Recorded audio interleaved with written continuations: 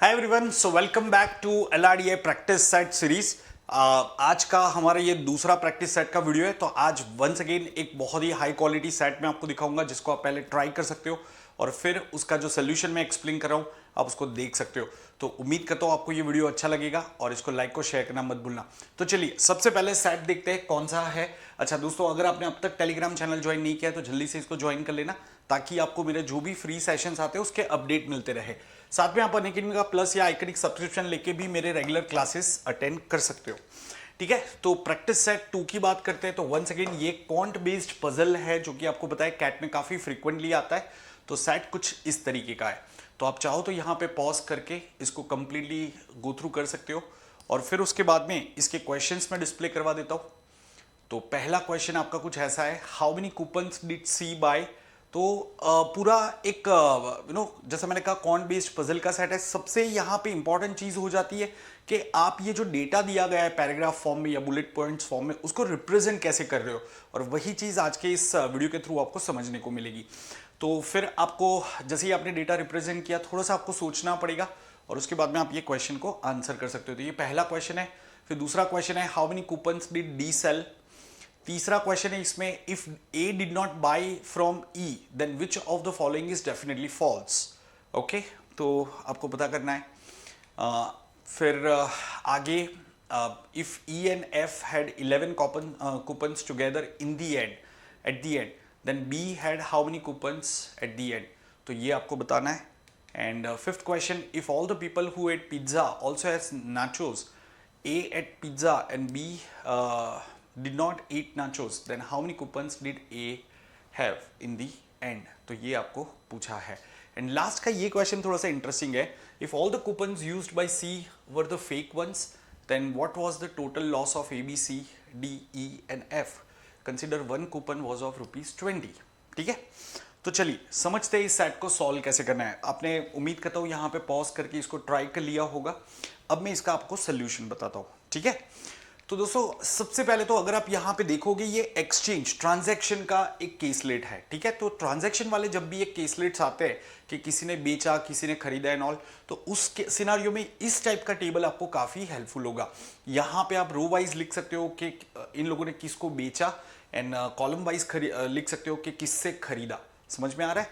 तो मैं ये चीज यहाँ पे इंडिकेट कर देता हूँ। Let me use different colour. So sold two and यहां पे लिख देता हूं बॉट फ्रॉम। ठीक है, अब यहां पे एक बहुत ही सिंपल सा पॉइंट है। आपको पता है कि कोई खुद से तो खरीद नहीं सकता, तो ये पूरा पहले तो स्ट्राइक आउट कर दोगे। राइट, अगर आपने सेट पढ़ा, एक बार मैं यहाँ पे सेट पहले दिखा देता हूँ आपको कि क्या है। So jumping jack elementary school organized fun fair in which A, B, C, D and E and F put the stalls of burger, pizza, pasta and so and so forth. मैं ज्यादा नाम नहीं ले रहा हूँ क्योंकि मुंह में पानी आ सकता है इसलिए। ठीक है, all 6 stalls owner were given 5 coupons each two by food items from each other. It is also known that, फिर आगे कुछ पॉइंट्स आपको दिए। तो दोस्तों 6 लोग हैं, हर एक को 5 कूपन दिए गए थे, मतलब they started with total 30 coupons. Okay, फिर आगे लिखा है no one buys more than 1 item from any stall. तो मतलब कोई एक स्टॉल से आप बहुत ज्यादा, एक से ज्यादा आइटम खरीद नहीं सकते। मतलब अगर सपोज ए बी के स्टॉल पे गया तो उसने बी से सिर्फ एक आइटम खरीदा हो सकता है, ऐसा नहीं कि उसने दो तीन डिशेस खरीद ली है। राइट, तो मतलब ए बी को एक कूपन दे सकता है, एक से ज्यादा कूपन नहीं दे सकता। सिमिलरली बी अगर ए के स्टॉल पे आता है तो बी ए को भी एक ही कूपन दे सकता है। ठीक है, फिर आगे एक बहुत ही इंटरेस्टिंग पॉइंट लिखा है कि every person bought at least 1 item and sold at least 1 item. तो ये हमें बताया हुआ है। फिर आगे एक और पॉइंट लिखा है, eight the end of the fair D had the maximum number of coupons with him that is 8। तो डी के पास में 8 कूपन है और वो मैक्सिमम है, 8 से ज्यादा किसी के पास नहीं हो सकते। Total 19 coupons were exchange during the fair. Okay, total 19 coupon exchange हुए थे। अब यहां पे ये एक बड़ा इंटरेस्टिंग पॉइंट है, समझने जैसा है कि दोस्तों या 19 कूपन्स एक्सचेंज हुए, मतलब क्या हुआ कि 19 आइटम्स बिके हैं और 19 आइटम्स खरीदे गए हैं। समझ में आए? तो यहां पे कंफ्यूज नहीं होना है, आपको कोई एक तरफ से कैलकुलेशन करना है। जैसे अगर मैं बॉट्स का हिसाब बना रहा हूं कि कितने कूपन्स खरीदे गए, किसने कितने कूपन खरीदे, तो मेरा उसका टोटल 19 आएगा। सिमिलरली अगर मैं सिर्फ सोल्ड का एक टेबल बना रहा हूं कि जैसे ए ने कितने बेचे, बी ने कितने बेचे एंड सो, तो वो टोटल भी मेरा 19 आना चाहिए। समझ में आ रहा है ये पॉइंट? तो हमें पता है कि बॉट आपके 19 है, सिमिलरली सोल्ड भी 19 है। Now C was the most foodie of all, so he ate maximum food items and had only one coupons only one coupon in the end, and four of them bought the same number of coupons, and B did not have any kind of transaction with E and F. तो सबसे पहले मैं इस point को कर लेता हूं कि B का E और F के साथ में कोई ट्रांजैक्शन नहीं है, मतलब B ने E और F से ना खरीदा ना B ने E और F को बेचा, तो इसको हम क्रॉस कर देते हैं। उम्मीद करता हूं यहां तक का डेटा तो सबको बहुत ही क्लियर है, सिंपल डेटा है। अब शुरू कहां से करेंगे? जब भी आपके सामने LRDA के सेट आते हैं, अगर आप मेरे क्लासेस अटेंड करते हो तो मैंने उसमें आपको बताया कि स्टेप बाय स्टेप आपका अप्रोच क्या रहना चाहिए। जैसे सबसे पहले आप जब सेट को पढ़ते हो तो डेटा दो पार्ट में डिवाइड कर दो। पहला कि कौन सा डेटा आपको थ्रू आउट माइंड में रखना है और कौन सा ऐसा डेटा जिसको आप बार बार रिफर करके यूज कर सकते हो। तो जैसे लोगों के नाम होते हैं या स्पेसिफिक वैल्यूज होते हैं तो वो आप याद रखने की कोशिश नहीं करोगे, लेकिन जो दूसरे ऐसे पॉइंट्स है कि 6 लोग हैं, हर एक को 5 कूपन्स मिले थे, हर एक ने कम से कम एक कूपन बेचा है, एक कूपन खरीदा है, तो ये सारे पॉइंट्स आपको माइंड में रखने होंगे ताकि आप आसानी से सॉल्व कर पाओ। उसके बाद में आपको समझना पड़ेगा कि कौन सा आपका स्टार्टिंग पॉइंट रहेगा। ठीक है, तो मैंने टेबल बना दिया, डेटा को रिप्रेजेंट करना भी उतना ही इंपॉर्टेंट है सही तरीके से, तो वो तो मैंने कर दिया। अब मैं इनमें से कौन से पॉइंट से शुरू कर सकता हूं? तो मुझे यहां पे एक बहुत ही इंटरेस्टिंग पॉइंट दिख रहा है कि देखो सी के पास में लास्ट में एक कूपन बचा है। Let me use different colour. Right, C started with 5 coupons, ठीक है, और हमें पता है कि उसने कम से कम एक कूपन तो बेचा होगा, मतलब एक आइटम तो उसने बेचा होगा, तो उसको एक कूपन, जब उसने एक आइटम बेचा तो उसको कूपन मिला होगा, तो कहीं ना कहीं उसको एक कूपन तो मिल गया। ठीक है, जब आप आइटम खरीदते हो तो आप कूपन्स देते हो, जब आप आइटम बेचते हो तो आप कूपन्स आपको मिलते हैं। तो यहां पे सी ने कम से कम एक आइटम बेचा होगा, मतलब उसके पास एक और कूपन आ गया। तो सी के पास में टोटल 6 कूपन हो गए, बट लास्ट में तो उसके पास में सिर्फ एक ही कूपन बच रहा है, तो कहने से उसने 5 आइटम डेफिनेटली खरीदे होंगे। टोटल 6 लोग हैं, उसमें से एक तो सी खुद है, तो सी ने बाकी सारे स्टॉल से एक एक आइटम खरीदा होगा, तभी ये आपका हिसाब बैठ सकता है। तो इससे मुझे समझ में आया कि सी बॉट फ्रॉम एवरीवन एल्स, खुद को छोड़ के उसने सब लोगों से एक चीज खरीदी। क्या ये सबको समझ में आया? ये जो माइनस है वो आइटम्स बॉट है। जब आइटम बाई करते हो तो आपके कूपन्स कम होते हैं, जब आप आइटम बेचते हो तब आपके कूपन्स आपके पास में बढ़ते हैं। तो ये एक पॉइंट सबको क्लियर होना चाहिए। तो ये मुझे पता चल गया। अब इसके बाद में मुझे एक और चीज बताइए कि total of 19 coupons were exchange, मतलब मेरा जो टोटल कूपन बॉट है वो कितना आना चाहिए? टोटल कूपन्स बॉट है वो 19 आने चाहिए, उसमें से 5 तो सी ने ही बाई करे हैं। एक और चीज हमें बताइए, 4 of them bought the same number of coupon. अब दोस्तों यहां पे बहुत ही सिंपल सा केस बन जाता है कि अगर 4 लोग सिर्फ 2 कूपन खरीदते तो 8 हो गया। ठीक है, 8 कूपन ये 4 लोगों के हो गए। सपोज ये चारों जो बाकी के लोग हैं, बाकी 5 में से 4 लोग कोई है जिन्होंने 2-2 आइटम खरीदे। ठीक है, तो वो कितने हो जाएंगे? 8 हो जाएंगे। सी के 5, तो 8 और 5 कितना हो गया? 13। तो अब एक बंदा जो बच गया उसको 6 आइटम खरीदने पड़ेंगे, बट 6 आइटम तो कोई खरीद ही नहीं सकता ना, मैक्सिमम तो 5 ही खरीद सकता है। तो इससे आपको समझ में आएगा कि ये जो 4 लोग हैं उनको 3 आइटम खरीदने ही पड़ेंगे, मतलब उन्होंने टोटल 12 आइटम खरीदे होंगे, प्लस 5 आइटम सी ने खरीदे, तो 12 और 5 17 हो गया। तो अब जो आखिरी बंदा बचा उसके पास में 2 आइटम खरीदने के लिए रहे, तो कोई एक बंदे ने 2 आइटम खरीदे हैं, सी ने 5 आइटम खरीदे, और ये 4 लोग जिन्होंने सेम आइटम खरीदे उन्होंने 3-3 आइटम खरीदे होंगे। सिंपल सी बात है, यहाँ पे 4 आइटम भी पॉसिबल नहीं होगा क्योंकि 4 × 4 16 हो जाएगा, और सी ने 5 आइटम खरीदे तो 16 + 5 itself is 21 हो जाएगा, जबकि हमें पता है कि टोटल आइटम्स बॉट आर 19। तो इससे हमें ये पता चल गया कि ये 4 लोग ऐसे हैं, कोई 4 लोग ऐसे हैं जिन्होंने 3-3 आइटम खरीदे, सी ने 5 आइटम खरीदे हैं। ठीक है, अब यहां पे हमें एक और इंफॉर्मेशन दी गई है कि D had the maximum number of coupon eight the and which is 8। अब सुनो ध्यान से, डी के पास में 8 कूपन है, तो 8 कूपन कैसे हो सकते हैं? तो डी स्टार्टेड विथ 5 कूपन्स। ठीक है, डी स्टार्टेड विथ 5 कूपन्स, और उसने सपोज 5 और कूपन कमाए, मतलब उसने 5 लोगों को आइटम बेचे, मतलब उसके पास 5 आइटम आए। ठीक है, और उसने खुद ने 2 आइटम खरीदे तो उसके 2 कूपन कम हो जाएंगे। तो कहने से ये हिसाब मेरा 8 आ जाएगा। और हमें पता है कि कोई एक बंदे के पास में कोई एक बंदा ऐसा होना चाहिए था जिससे 2 आइटम खरीदे, तो वो 2 आइटम वाला कौन हो जाएगा? डी हो जाएगा। सो उम्मीद करता हूं यहां तक का एनालिसिस आपको क्लियर हो गया। This was the crux of the set, nothing else. तो हर एक एलआरडीआई का आप सेट लेते हो, उसमें एक ऐसा लॉजिक होता है जो आपको लगाना होता है। एक बार आपको स्टार्टिंग पॉइंट मिल गया, थोड़ा सा 2-3 मिनट अगर आपने सोचा, आपका एनालिसिस कंप्लीट हो जाएगा। ज्यादातर पार्ट का एनालिसिस वो 2-3 मिनट में ही हो जाता है। हर एक सेट के अंदर कोई ना कोई ऐसा एक ट्रिकी पार्ट होगा जिसमें ये जो मैंने आपको हिसाब किताब बताया 19 कूपन्स का, उसको हमें यूज करना था। ठीक है, तो अब जितना भी मैंने डिस्कस किया उसको मैं यहाँ पे टेबल के अंदर रिप्रेजेंट कर देता हूँ। ये सब चीज मैं हटा देता हूँ। ठीक है, हमें पता है कि सी ने 5 कूपन खरीदे हैं। ठीक है, तो सी के तो 5 कूपन हमने कर दिए। हमें यह भी पता है कि सी ने 1 कूपन बेचा है, तो यहां पे सी का सोल्ड में 1 आ जाएगा। डी ने 5 कूपन बेचे हैं, ये भी आ जाएगा। डी ने 2 कूपन खरीदे हैं और सी ने 5 कूपन खरीदे।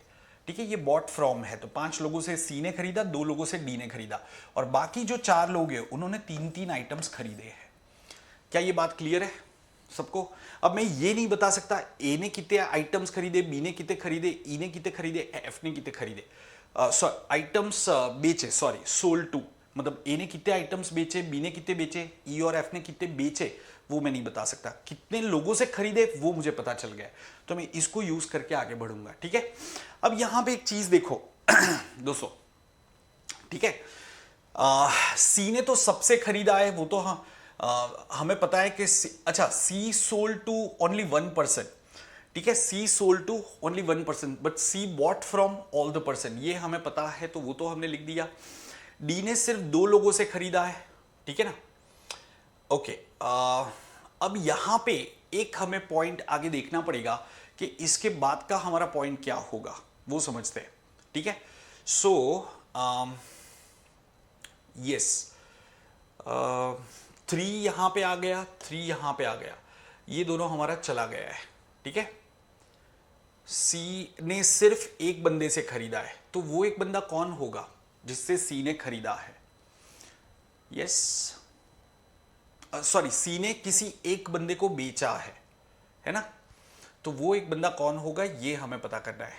राइट, चलो इसको देखते हैं।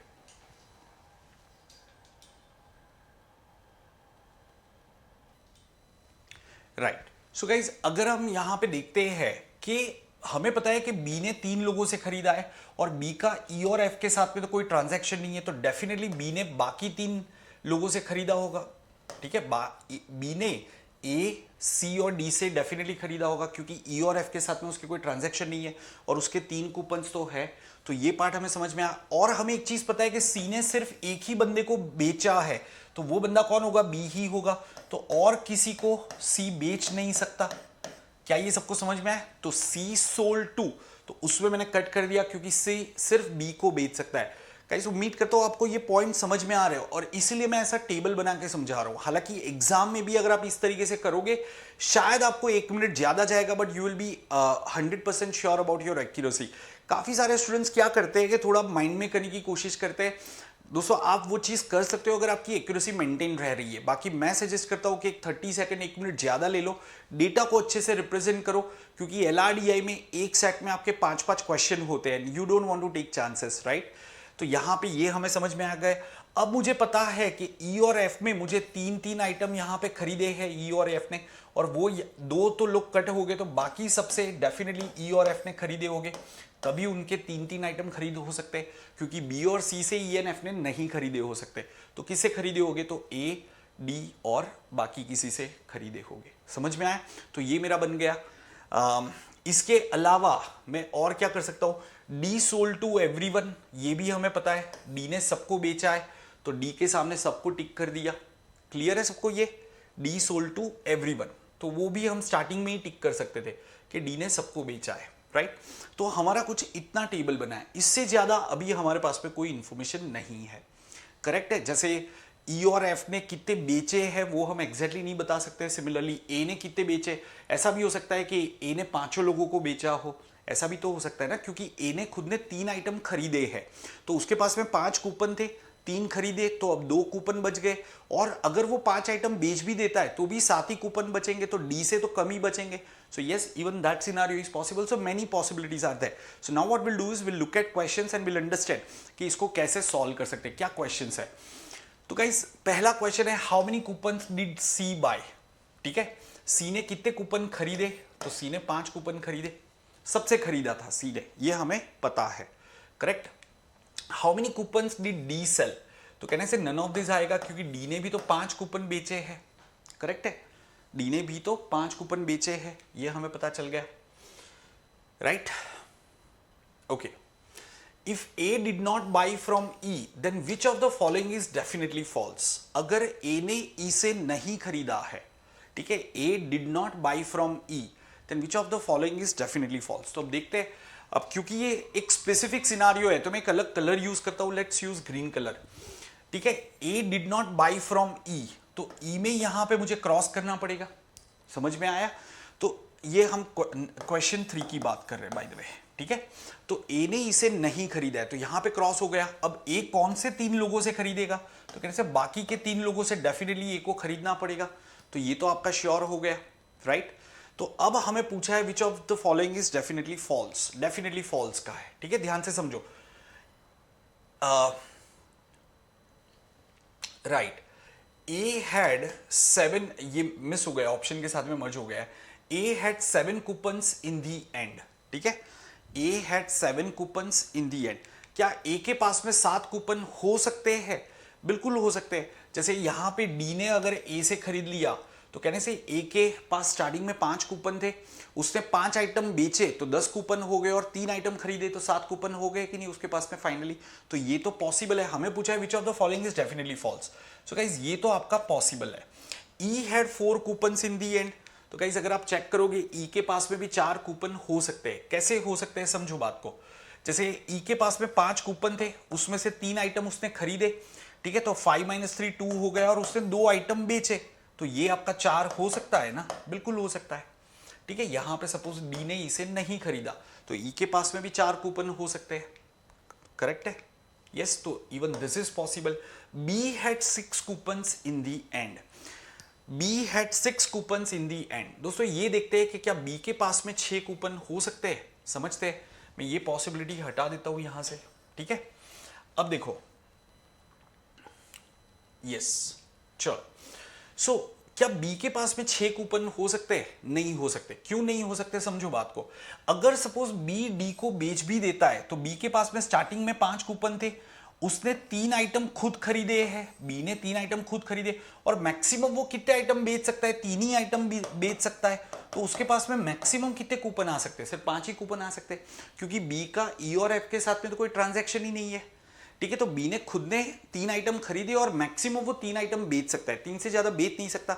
तो मैक्सिमम बी के पास में कितने कूपन बच सकते हैं, 5 कूपन बच सकते हैं. तो इस क्वेश्चन का आंसर ये आएगा. This is surely not possible. अगर आप चेक करोगे D did not by from F. Yes, D did not by from F, वो तो सही चीज है. ठीक है, तो ये हट गया आपका.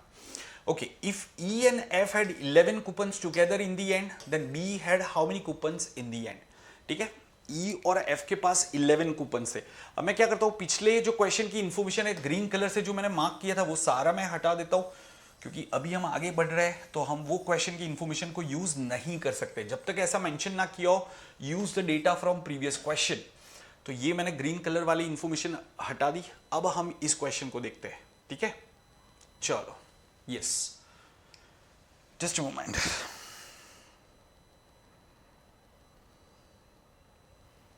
Okay, fine.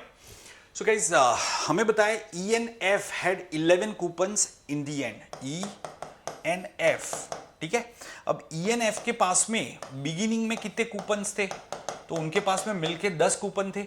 उन्होंने कितनी आइटम बाई करी है, तो 6 आइटम उन्होंने बाई करी है, तो वो सब्ट्रैक्ट हो जाएगा, और हमें टोटल 11 कूपन्स चाहिए. तो उन्होंने सेल कितना किया होगा दोस्तों, तो कहना है उन्होंने 7 आइटम सेल किया होगा. तो जो खरीदे वो माइनस होगा, जो सेल किया वो प्लस हो जाएगा. तो 7 आइटम्स उनको बेचने. अब यहां पे अगर आप देखोगे ई और एफ ने डेफिनेटली कितने आइटम्स बेचे अब तक, 1 2 3 और 4 आइटम बेचे. उनको 7 आइटम बेचने. अब यहां पे 2 चीजें हो सकती है. कि सपोज ई और एफ ने यहां पे डी को दोनों को बेचा, सपोज यहां नहीं बेचा और यहां पे बेच दिया, आप ऐसे भी ले सकते हो, ठीक है। या फिर एक दूसरा केस में यहां पे बना देता हूं कि ई एन एफ ने दोनों ने ए को बेचा, ठीक है, ई एन एफ दोनों ने ए को बेचा तो बी को नहीं बेचा होगा, और यहां पे सपोज उसने किसी एक ने डी को बेचा और दूसरे ने नहीं बेचा। अब देखो अल्टीमेटली ई और एफ में हॉरिजॉन्टली जब आप देखते हो तो 7 टिक मार्क आने चाहिए, मतलब उन्होंने 7 आइटम बेचे, ये हो गया। अब हमें पता है कि डी ने टोटल 2 आइटम खरीदे हैं, तो एक तो ई से खरीद लिया ऐसा मान लो, ये मैं जस्ट एक एग्जांपल ले रहा हूं। अब जो नेक्स्ट आइटम है वो बी से भी खरीद सकता है, वो ए से भी खरीद सकता है, ठीक है। तो हमें नहीं पता है कि डी बी से खरीदेगा या नहीं खरीदेगा। सो इससे जो नेक्स्ट क्वेश्चन है ना उसका आंसर हम नहीं बता सकते। तो दोस्तों इसका आंसर आप नहीं पता कर सकते कि अगर ई और एफ के पास में 11 कूपन है तो बी के पास में कितने कूपन हो गए, तो वो 3 कूपन भी हो सकते हैं, वो 4 कूपन भी हो सकते हैं, तो ये हम नहीं बता सकते, ठीक है। Similarly if all the people who ate pizza also ate nachos, ठीक है, पिज्जा कौन बेच रहा है दोस्तों, पिज्जा बी बेच रहा है, ठीक है, और नाचोस कौन बेच रहा है, तो वो ई बेच रहा है, मतलब जिसने बी से खरीदा वो डेफिनेटली ई से खरीद रहा है। This is what they are saying, जिसने बी से खरीदा वो ई से डेफिनेटली खरीदेगा। A ate pizza and D did not eat nachos. अब इसका क्या मतलब हुआ, तो कैन आई से ए ने बी और ई दोनों से कूपन खरीदे एंड डी ने नाचोस नहीं खाए, मतलब पिज्जा भी नहीं खाया होगा, तो डी ने बी और ई दोनों से नहीं खरीदा है, ठीक है। तो इसको ध्यान में रखते हुए हमें क्वेश्चन को आंसर करना है, राइट। तो गाइस यहां पे मैं कर देता हूं, पहले तो ये ग्रीन कलर वापस हटा देते हैं, यस, ये प्रीवियस क्वेश्चन का है तो इसको हटा देते हैं। चलो सो हमें क्या बताया था, whosoever ate pizza also ate nachos, मतलब जिसने बी से कूपन लिया है उसने डेफिनेटली ई से कूपन लिया हुआ है, correct. Late me use different colour. Okay, अब यहां पे देखो यस, जिसने बी से खरीदा उसने ई से खरीदा है, और डी ने नाचोस नहीं खाए हैं तो उसने पिज्जा भी नहीं खाया होगा, तो बाकी दोनों लोगों से डेफिनेटली डी ने कूपन खरीदे होंगे, ये हमें पता चल गया। सिमिलरली ए को यहां पे किसी एक से बी और ई में से किसी एक से तो खरीदना ही पड़ेगा, तो वो बी और ई दोनों से खरीदेगा, ठीक है, और एक जगह पे आप क्रॉस कर दो। क्या ये समझ में आया, तो ये आपके 3 टिक मार्क हो गए। Are we all clear guys. Whosoever eats pizza also eat nachos, मतलब जिसने बी से खरीदा वो डी से खरीद रहा है, तो ए को बी और ई दोनों से खरीदना पड़ेगा, ठीक है। तो एफ में यहां पे आप क्रॉस रख दोगे। तो हमें यहां पे क्या पूछा था, हमारा सवाल क्या था कि then how many coupons did A have in the end. तो दोस्तों ए के पास में कितने कूपन्स बचेंगे, तो अगर आप देखोगे ए ने 5 कूपन बेचे और ए ने 3 आइटम्स खरीदे हैं, सो 5 स्टार्टिंग में थे, 5 आइटम्स बेचे और 3 खरीदे, मतलब उसके पास में कितने बचेंगे, 7 आइटम्स बचेंगे। उम्मीद करता हूं ये दिख रहा है। 5 + 5 - 3 7 बचेगा। So answer for that question should be 7। Are we all clear. And last question तो काफी इजी था, अगर आप इसको डिकोड कर पाए। आपको क्या कहा है, if all the coupon sold by C were fake ones, C के पास में खुद के पास कितने कूपन थे, इनिशियली 5 कूपन थे, और हर एक कूपन की वैल्यू कितनी बताई है, 20 रुपए बताई है। तो गाइज ये 5 कूपन फेक थे, मतलब कैन आई से सिस्टम में 100 रुपीज का लॉस हो जाएगा total. So that's your answer for this question कि टोटल 5 को मिला के कितना लॉस होगा, 6 लोगों को मिला के कितना लॉस होगा। तो सी के जितने भी फेक कूपन थे उतना लॉस होगा, क्योंकि वो फेक करेंसी आपकी घूम रही है, उसका कोई वैल्यू नहीं है, तो 100 रुपीज का सिस्टम में लॉस होगा। So that's the answer for this question, ठीक है। सो उम्मीद करता हूं सबको ये सेट समझ में आ गया होगा दोस्तों। ऐसे और वीडियो मैं रेगुलरली रिलीज करता रहूंगा, आप लोग इसको शिद्दत से देखते रहना, और अगर अच्छा लगा है तो लाइक और शेयर जरूर से कर लेना, ठीक है। बाकी जैसा मैंने आपको बताया कि आप मेरे साथ में मेरी प्लस बैच में भी एक स्ट्रक्चर्ड वे में प्रिपरेशन कर सकते हो, ठीक है। ये सारे जो सेट्स मैं अभी करा रहा हूँ ये मैंने अपने स्टूडेंट्स को एज ए प्रैक्टिस सेट दिया हुआ है, ठीक है। तो ऐसे काफ़ी सारे और सेट्स मैं क्लास में भी करा रहा हूँ। तो अभी एक ऑफर चल रहा है, तो आप मेरा कोड SHAH10 यूज़ करके प्लस या आइकनिक सब्सक्रिप्शन ले सकते हो, ताकि आपको ये मैक्सिमम डिस्काउंट मिल जाए। जब भी ज्वाइन करते हो प्लस या आइकनिक सब्सक्रिप्शन, ये कोड SHAH10 यूज करना मत भूलना। बाकी जैसा मैंने आपको बताया था, टेलीग्राम चैनल को जरूर से ज्वाइन कर लेना, ताकि आपको सेशंस के अपडेट मिलते रहे। तो मिलते हैं अगले वीडियो में दोस्तों। Till then bye bye and take care.